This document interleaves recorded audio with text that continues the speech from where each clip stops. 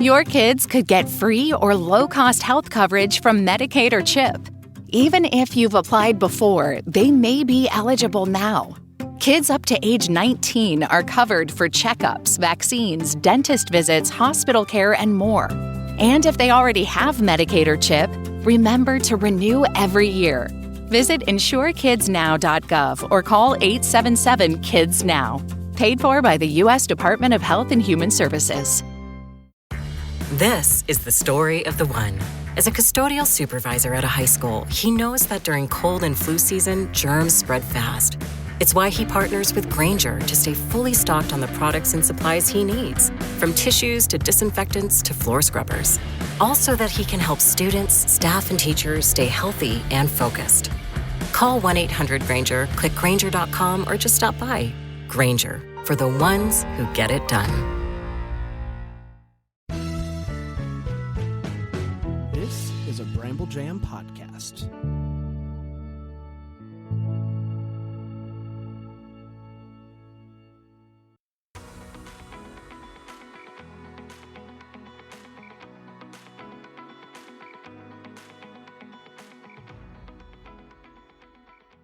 Welcome to Girls Gone Hallmark, a Hallmark review podcast. I'm Megan, and I'm a longtime Hallmark fan. I'm Wendy. I'm a former Hallmark hater. Today, we are reviewing Catch of the Day, which originally aired on the Hallmark Channel on Saturday, August 30th. You can catch it on the Hallmark Plus streaming platform. Keep up with us on Instagram. We're Girls Gone Hallmark. You can find the latest announcements about what reviews are coming your way, including an upcoming announcement about a fall throwback review series that you're not going to want to miss. Hey, we have a Facebook group. We'll probably drop it over there. Maybe first, our fall announcement. Good idea. We are Girls Gone Hallmark in Facebook groups. Come give us a join. One last plug for our Patreon. If you want more Megan and Wendy, that's the best place to find it. New episodes every Monday. Not Hallmark, but still a great time. Patreon.com/Megan and Wendy. And your first week is completely free. Let's talk Catch of the Day with a synopsis.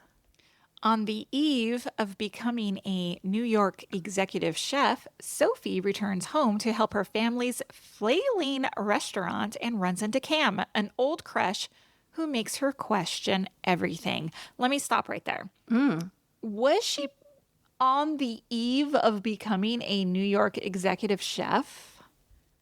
She was a sous. She got like a promotion to be like the sous chef, right? For the main guy at that restaurant. Yeah, good point. And then the mean boss is like, I have these investors coming and I'm eyeing you as executive chef for this new restaurant. Yeah. Which felt like a real leap, honestly. Like she's just made sous chef and now the boss is like, but if you're a good girl, I'll make you executive chef. You sold me with that monologue in the restaurant. That monologue that I rolled my eyes at. I know. I was like, we're starting the movie with this? What's happening? What is happening here? Catch of the Day comes from director Jessica Harmon, who's both an actor and a director. With 21 directing credits to her name, she's helmed everything from Aurora Teagarden Mysteries and Tip Line Mysteries, Dial 1 for Murder, to Dream Moms, A Paris Proposal, and the fan favorite, Rip in Time. Andrea Canning and Katie Lee are responsible for the screenplay. With 26 writing credits, Andrea Canning brings plenty of Hallmark experience to Catch of the Day. Her portfolio includes 2 of the Love on the Danube movies, A Merry Scottish Christmas, A Paris Proposal, Christmas Bedtime Stories, and Megan's favorite, South Beach Love. I need to revisit that movie. Katie Lee is also credited as a writer and producer on the film and even makes an on-screen appearance as food blogger Marissa. Katie is best known as a celebrity chef and TV personality. She previously penned Groundswell, which was adapted into a Hallmark movie based on her novel. Michael Rady stars in the role of Cam with 57 acting credits. Hallmark fans last saw Michael in Where Are You Christmas from 2023. We're especially excited for his return. After all, he's the leading man in 2 of our Hallmark favorites, Love to the Rescue and You're Baking Me Crazy. Emilie Ullerup stars as Sophie. Hallmark fans last saw her in the 2023 film Retreat to You, but she is best known in the Hallmark universe as Bree O'Brien from Chesapeake Shores and Dale and signed, sealed, delivered. And if you're looking for something a little different, don't miss her in Lifetime's Mormon Mom Gone Wrong, the Ruby Frankie story. It's well worth the watch. I watched it. She plays Ruby Frankie. Is it a hard watch? I mean, you know the story.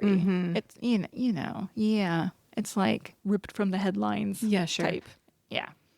Alison Wanzura takes on the role of Sister Abigail. With an impressive 81 acting credits, Hallmark fans will recognize her from The Blessing Bracelet in 2023 and as Tyler Hines' sister in the 2021 holiday favorite, An Unexpected Christmas.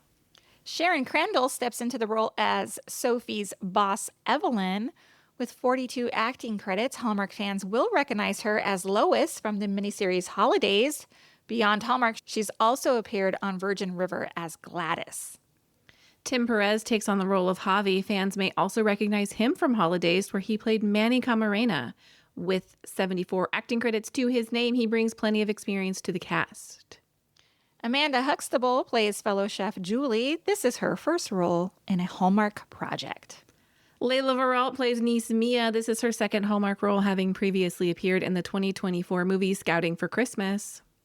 Scarlett Emilia Kennedy plays niece Charlotte. This is her second credited work, having previously appeared in The Mistletoe Promise in 2016. Okay, let's take a quick break and come right back with our first impressions. Hey, Wendy, what was your first impression?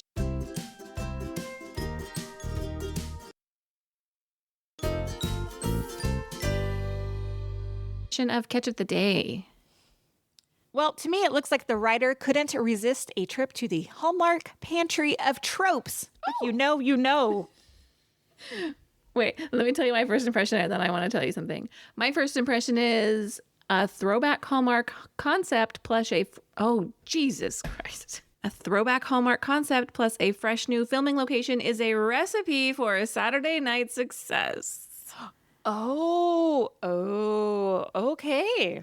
I was going to say I saw a clip that was like part bit, part real of Taylor, Travis, and Jason doing vocal warm-ups before their episode of New Heights.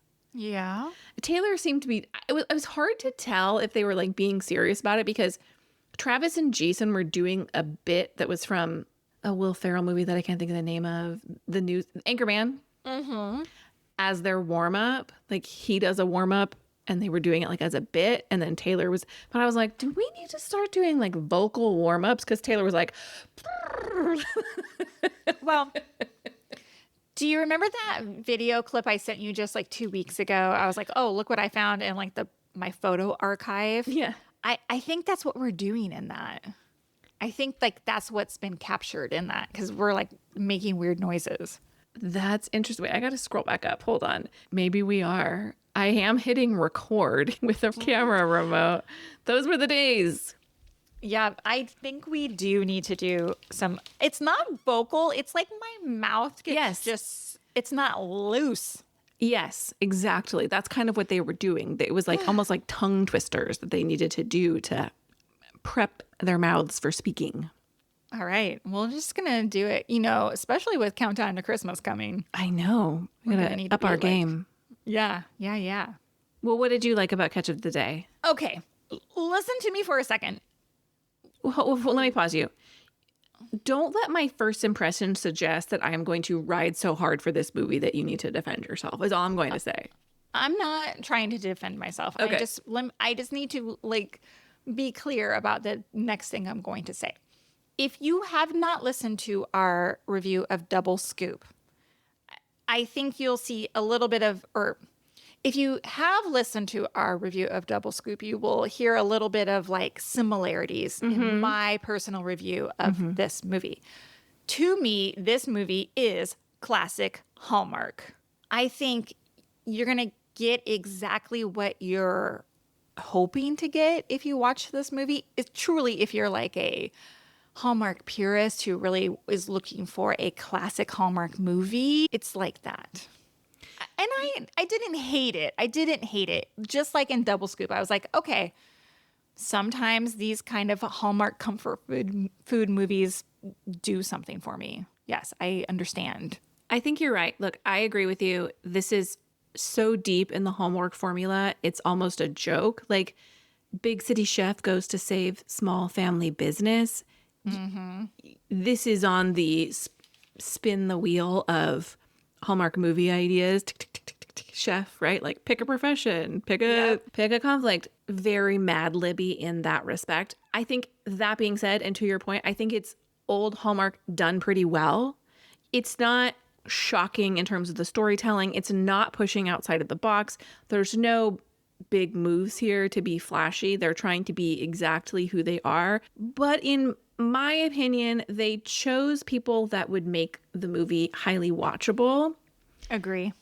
Michael Rady is aging like a fine wine. Yeah, I don't hate it. Emilie Ullerup has a way of delivering lines that really works for me. I like the way she speaks on camera a lot.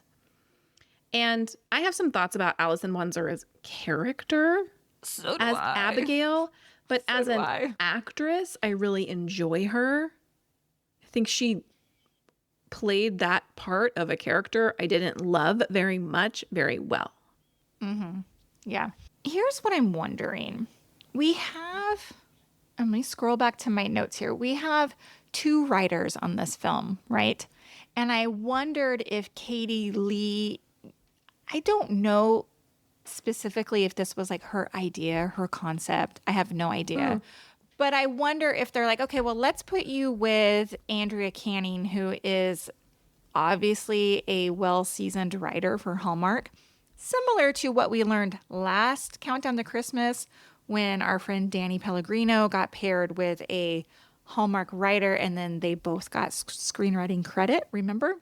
Yes, I do. I have And thoughts. even though Katie Lee she worked on Groundswell, I'm just wondering if like they're like, okay, let's do one of her movies. You know what I mean? Yes. I don't know if the material was like that great, but like you said, Michael Rady and Emilie Ullerup, I think they were genuinely good on their own and together, considering what they were working with. I agree with you. Let's talk about the writers really quickly. A little trick I have is on IMDb. If you click further into the cast and crew, it will break the writers down and it will tell you whether they get teleplay credit or story credit. And this is something I've started to pay attention to because, like you said, with Countdown to Christmas, Danny Pellegrino was very open about the fact that Tracy Andreen was brought in to Hallmarkify his script. We also talked to Nina Weinman Swift, who was very clear about sometimes like she's brought in on a script to do a rewrite or do a refresh or to just make it what the network wants. And so on this, Katie Lee gets the story credit. So my understanding is like it was her script and then Andrea Canning came in and did the freshen up, the rewrite, all of that. Got it. Yeah. I mean, as a reviewer, I feel a little bit, I don't know if it's like annoyed.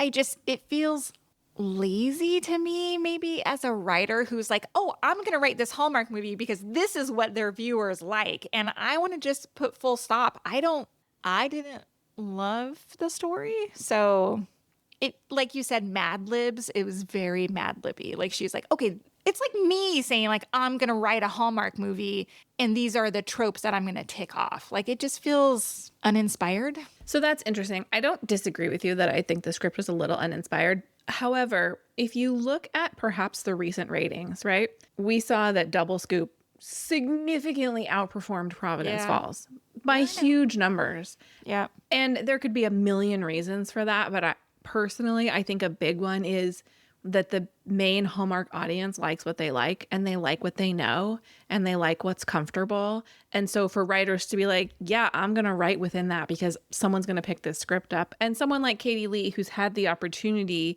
she wrote Groundswell. It's already been picked up. She has the in at Hallmark. She maybe has someone she can say, hey, I got this script. Do you want it? I'm not mad at someone trying to make a buck. As someone who runs a business and is like, well, I know this particular thing does well, so I'm going to do more of that. Yeah, that's super fair.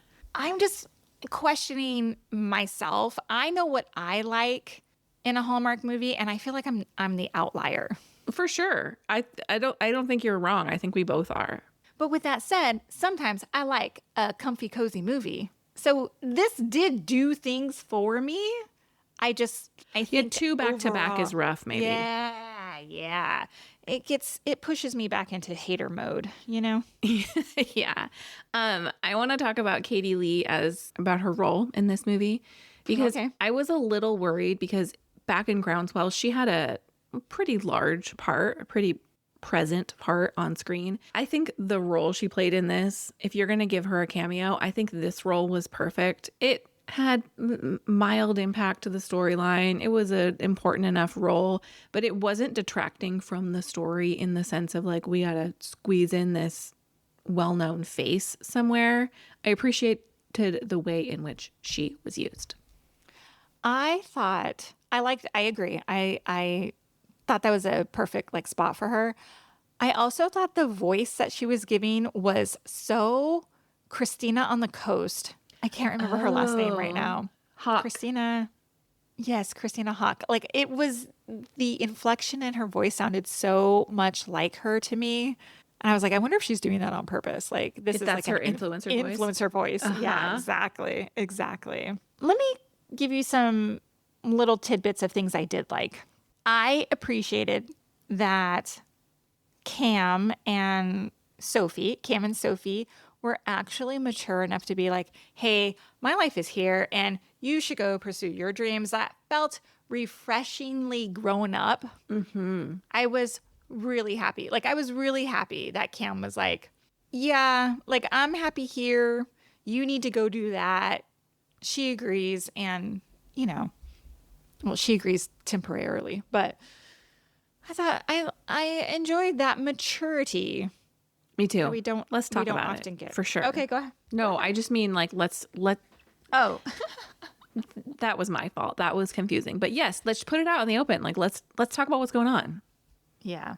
And the other thing I liked that Sophie decided to stay there, not for Cam, but she stayed for her family. Mm-hmm. I have a lot of thoughts about how it played out, and we'll talk about it in my wishes. But I like that she was like, okay, this is where I need to be. It wasn't like, I'm in love with Cam now and we're gonna, whatever. Yeah, I agree with you. I had some thoughts there too. The one thing that made me feel okay with her decision, or at least partially okay, she has a kind of a confession to Cam where she's like, I feel like I didn't spend enough time with my dad before we lost him. And his advice to her is like, there's nothing you can do about that. Like, you can't turn back time, but you can live in the now and you can make choices now that serve you. And so I felt like her decision to stay for her sister and for her nieces was a good one in that regard. Yes, agree. My final thing that I liked, I love a makeover trope. This one dips its toe in, but it doesn't fully commit. I kept waiting for like full Gordon Ramsay style overhaul on this restaurant. Mm-hmm. Like, I wanted like everybody to show up the next morning and like Sophie had like, done everything. Like I liked it, but I wanted more. Sure. Well, let's talk what you wished for. Go ahead. Well, look, Sister Abigail was very frustrating to me to the point of being a little annoying. She calls her sister and is like, you need to come home and help me out. Sophie comes home, and then Abigail pushes back so hard on every choice that Sophie wants to make, which you seem to not understand what we're doing here, Abigail. The restaurant was failing. So now we need to make some changes. You can't just stand there and say, no, that's not the way we've done it, when clearly the way you've done it did not work. Yeah, it wasn't working out, was it? Get out of the way. Yeah. It's like, it drives me crazy because what did she expect? What did she want Sophie to come do? It was like talking to my teenagers when they come to me with a problem and I offer them solutions and none of the viable solutions are what they want. And what they really wanted was some magical third option that doesn't exist to just solve the problem without any, like sometimes there is an uncomfortable period of change when you are working towards something that you want. Right. Exactly. Well, with that said, I was wondering while I was watching this, because Abigail and her husband, they were saying they were financially crushed by the failing restaurant, right? And she was like, well, but she kind of blames it on their mom because they're like, oh, we need to hold it in the family because to keep dad's memory alive and like whatever. No, look, if you are drowning in debt because you're trying to keep this restaurant open simply for memory, I think you got to have a hard conversation with mom and be like, it's got to go. Tell me I'm wrong. No, absolutely not. I totally agree with you. That was so frustrating to watch. Live in reality for a second here. Yeah. The other thing that I thought was there was one particular scene where Abigail gets mad at Sophie because Sophie's like, says something about like she's under pressure. And Abigail's like, well, my pressure is worse. And I was like, this is not a competition. You can both be stressed at the same time for different things. I was so pissed at Sister Abigail for feeling like her troubles were worse than Sophie's. I was just like, she, to me, like you said, great actress, but I hated this character. I hated this character so much. Yeah, the idea that because you have a husband and children, your struggles are harder is not my favorite. Yeah. I was a little bit confused how we were supposed to feel about Julie, coworker Julie, the chef, the kitchen assistant. I don't know what we call her. She swoops in with her like non-pedestrian menu ideas, and she allows Sophie to take the fall for her when the fish spills everywhere. She then later seems genuinely supportive of her. I thought it was off balance. Whatever the portrayal of Julie was, I felt like there are moments where she seemed to be Team Sophie and moments where she seemed to be upstaging her, and I didn't really understand where she was landing. That is so right. Because Sophie, when she leaves the restaurant at the beginning, she feels a little bit threatened by Julie. Like, oh, Julie's going to take her job if she's going to be gone 10 days. And then all this other stuff then plays out. Julie kind of seemed like a little bit of a buffoon. Like she didn't know what she was doing. And that didn't track for me at all. I have one more complaint about Abigail. Yeah. She is mad at Sophie for not visiting. Again, from the Hallmark pantry of tropes here, like you have to make the girl that leaves the hometown a villain because she doesn't come back and visit. Were you so glad when Sophie said the Long Island Railroad runs both ways? I did. I love that. But also, on the other hand, Montauk is not that far from New York because that's where Sophie's at, right? In New York. Yeah, and the Summer House kids go there every weekend. I was going to say, I've watched 10 seasons of reality TV of them trekking out there every single weekend all summer long. So I don't know why Sophie couldn't get out there. She's got to have a day off. Yeah. I know it does take like many hours to get there, but if outside of summer, it probably doesn't. Well, it takes several hours to get there. But if Sophie's working 6 days a week, does she want to spend 6 hours driving there and back? No, she needs to do laundry and stuff at home. So, right? They could take turns. They could take turns visiting. Yeah. Do you have any other wishes? No. Let's talk. Did you see that? Okay. I have 2 little ones. Okay, let me hear. One, they're not wearing headphones on their helicopter ride to Montauk. They never would have been able to hear each other. They're just talking in the back of that helicopter. Did not notice.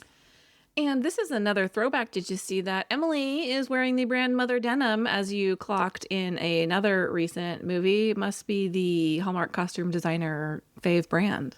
That also made my, did you see that? Did it? I know. I'm just like zoned in on when somebody's wearing a pair of Mother jeans because they're so freaking expensive. Well, they just fit her so well. They were so cute. I just like the cut so much.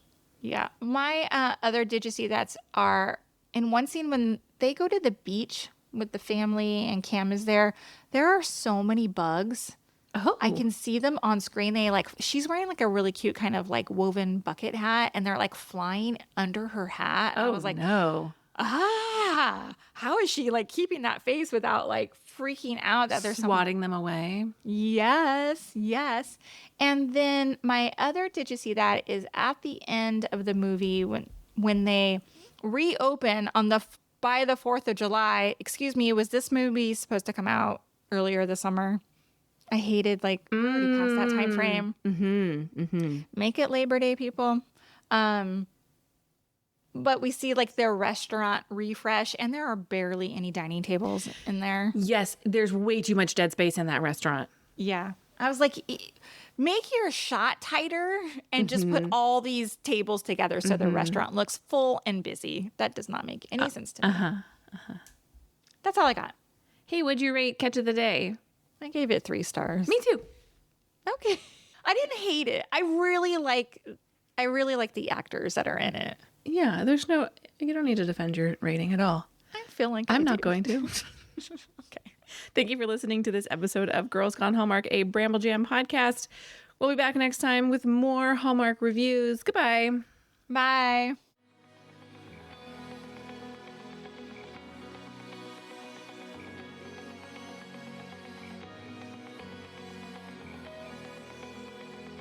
All right, friends, before we go, just a quick heads up. You're about to hear some ads. These little gems help us keep the show running and the Hallmark love flowing. So do with that info what you will. Grab a snack, hit the skip button, or maybe, just maybe, listen in and discover your new favorite product. Bye.